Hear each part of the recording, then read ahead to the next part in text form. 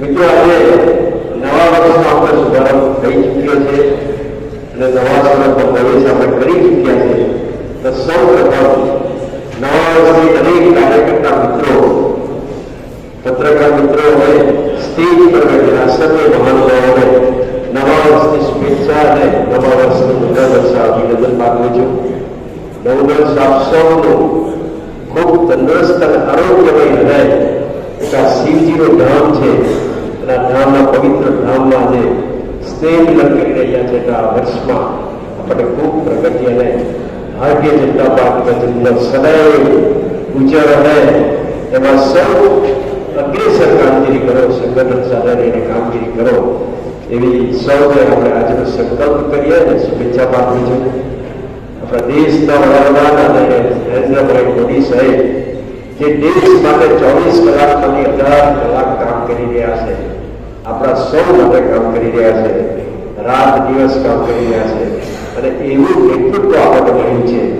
એ નેતૃત્વની છત્રછાયામાં અને ભારતીય જનતા પાર્ટીની છત્રછાયામાં આપણે આજે કેટલાય વર્ષથી આજે આ નરેન્દ્ર મોદી સાહેબના શાસનમાં આપણે કામગીરી કરી રહ્યા છે અને આ નેતૃત્વમાં ચોક્કસ આપણને આશા છે. ભારત વિશ્વમાં તો વિશ્વ ફલક પર એની કામગીરી એની ગૌરવ વધ્યું છે. નરેન્દ્રભાઈ મોદી સાહેબની એવી કામગીરી વિશ્વની ટોચની નેતાગીરીમાં નરેન્દ્રભાઈ મોદી સાહેબને આનંદથી જુએ છે અને આપણને ગૌરવ થાય અને ગૌરવ હોવું જ જોઈએ. મોદી સાહેબ દેશના વડાપ્રધાન તો છે ગુજરાતના પ્રભુના પુત્ર છે એટલે ગુજરાતના દરેક નાગરિકને વિશેષ ગૌરવ હોવું જોઈએ અને એમના નેતૃત્વમાં આપણે સૌ કામ કરી રહ્યા છે. આપણે સૌ ભારતીય જનતા પાર્ટીના કાર્યકર્તા હોવું એ આપણા માટે ગૌરવની બાબત છે. એટલે દરેક કાર્યકર્તાઓ એક મન લગાવીને મતભેદ જોડીને ભારતીય જનતા પાર્ટી સર્વોપરી છે. વ્યક્તિ મહાન નથી, પક્ષ મહાન છે. આ પક્ષ સાથે આપણે સૌ કામ કરીએ અને દેશના વડાપ્રધાન સાથે હાથમાં હાથ મિલાવીને આવનાર જે તે સંઘર્ષ સંકલ્પ આવે તેને આપણે પૂરા પાડવામાં નવા વર્ષે પૂરા કરવાના આપણે સંકલ્પ આજે લઈએ. સાથે છે નવો મહિનો ચાલે છે કે વલસાડ વિધાનસભા જ્યારે 2022 ઇલેક્શન હતું તે આપણે તો 2012 દરેક ઇલેક્શનમાં આપણે મતદાનની ટીવી વધતી ગઈ છે. સમગ્ર જિલ્લામાં અગ્રેસર રહ્યા છે. આપણે આ વિધાનસભામાં 1,04,000 આ કાર્યકર્તા મિત્રોએ લીડ આપી છે અને એ જ લીડ ગૌરવની બાબત એ છે કે જિલ્લાની અને પાર્લામેન્ટની પ્રદેશની પાર્લામેન્ટનો પણ મને પૂછવામાં આવ્યું કે તમારા વલસાડ વિધાનસભામાં કેટલી લીડ આપવામાં આવશે. દરેક ધારાસભ્ય પૂછવામાં આવ્યું. મેં એકદમ ખાતરી સાથે તંત્રની શોધ પર સાથે કે આપણા કાર્યકર્તાના જોશ મોજ સાથે ધ્યાનમાં લઈને કહ્યું હતું જેટલી લીડ મને મળી છે એનાથી વધારે મળશે તો ઓછી નહીં. એ અનુલક્ષે આપણા કાર્યકર્તાઓ 1,04,500 લીડ નવો કરવામાં આવશે. ખરેખર કાર્યકર્તા મિત્રોને અભિનંદન આપવા તમને પત્રકારના માધ્યમથી તમે જાણવા મળ્યું હશે.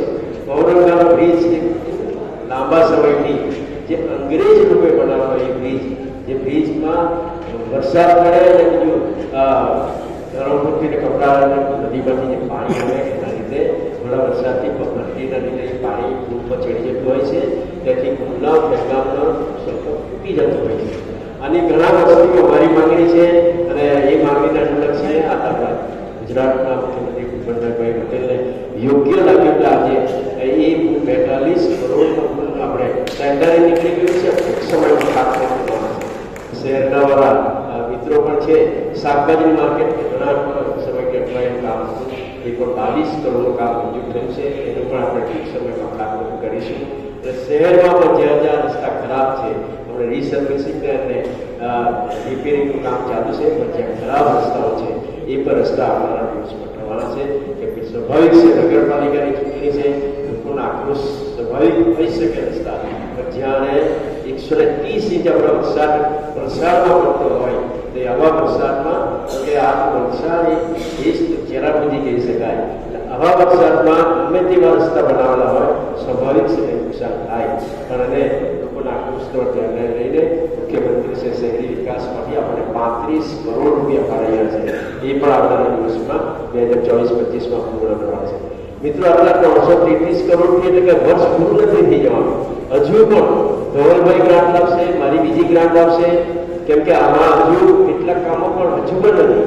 હમણાં ધમણાજીમાં ધવલભાઈ જિલ્લા લેવલનું ફાયર સ્ટેશન બનવાનું છે. 5 કરોડનું કોન્ટ્રાક્ટ જે ધમણાજી ગામમાં જમીન એલોટ કરવામાં આવી છે. 5 કરોડનું ફાયર સ્ટેશન બનવાનું છે.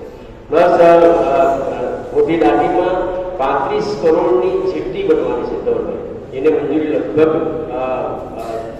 મંજૂરી કક્ષાએ છે, એટલે એ બી બનવાની છે. કુસુંબામાં પણ જેટલી બનવાની છે 25-30 કરોડની. હજુ પણ જેટલીની માંગણી આપણી છે એ આવનારા દિવસો બનશે. એટલે હજુ પણ આપણને કરોડો રૂપિયાના રસ્તાના કામો થશે. મુખ્યમંત્રી સડક યોજનામાં સ્વાભાવિક છે ગ્રામ્ય કક્ષાના રસ્તા આપણે લેવામાં આવ્યા છે. અમારા સરપંચ મિત્રો અને જિલ્લા સભ્યો અને કાર્યકર્તાઓ છે બધા ગ્રામ્ય વિભાગોમાં લઈ શક્યા પણ નથી, કેમ કે 10 કરોડ અને 20 લાખની આપણને ગ્રાન્ટ મળી છે. જ્યાં જ્યાં અગત્યના કામો છે એ આપણે લેવામાં આવ્યા છે. વાઇડનિંગ રસ્તા જો કોઈને આપવામાં આવ્યા નથી, એટલે તમને વાઇડનિંગ રસ્તાને હજુ લિસ્ટ આપણું ભરેલું છે. સરકારમાં ચોક્કસ આશા છે હજુ પણ આપણને 8 થી 10 કરોડ રૂપિયા આપણને વાઇડનિંગ અને બીજા રસ્તાનું કામકાજ મળશે. એટલે આવા કામો જ્યારે થતા હોય ત્યારે ચોક્કસ આપણે કહી શકીએ કે ભારતીય જનતા પાર્ટીના કાર્યકર છે, કાર્યકર તરીકે અમારી સરકારમાં રજૂઆત યોગ્ય સ્થળે જાય છે અને યોગ્ય રીતે અમારા કામકાજ થઈ રહ્યા છે. એના માટે આપણે